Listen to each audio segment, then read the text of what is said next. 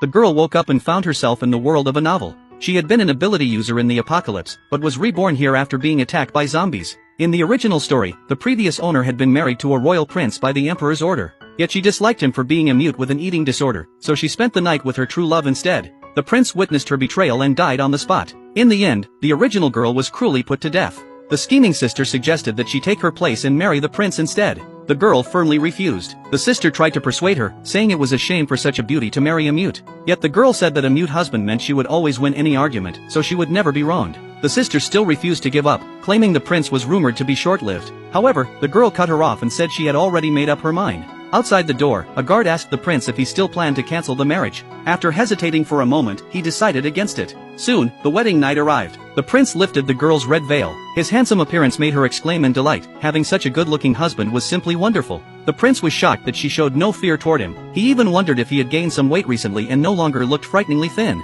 He wrote down a question, asking if she could read. Receiving a yes, he began writing a letter. Just as the girl was about to doze off, the prince finally finished. He explained that he didn't have long to live and he had never planned to marry. Since he couldn't disobey the emperor's order, he would fulfill his duties as a husband and protect her. After his death, she would be free to choose another. The girl greatly admired his character, but she knew the emperor cherished the prince deeply. If he died, she would be forced to accompany him in death. Fortunately, she was a healer-type ability user, and she could try to cure him. The prince then wrote that they would sleep separately to keep her reputation. The girl immediately disagreed, since her healing abilities only worked through physical contact. She made an excuse that sleeping apart would make people think her husband disliked her. The prince had no choice but to agree. However, he was too nervous to fall asleep, leaving them both lying awake until late at night. The girl assured him that she slept quietly and wouldn't disturb him, then pretended to fall asleep.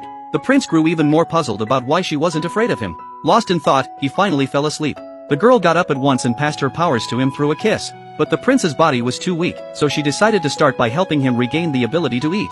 The next morning, the prince woke up and found himself being held like a doll. The girl quickly apologized and promised it wouldn't happen again. He gave her a cold glance and left. Seeing this, the girl hurried after him to have breakfast together. She thoughtfully placed food on his plate, which made the maids nervous. The prince was known to lose his temper when forced to eat. Unexpectedly, he forced himself to eat, and discovered that the usual nausea did not come.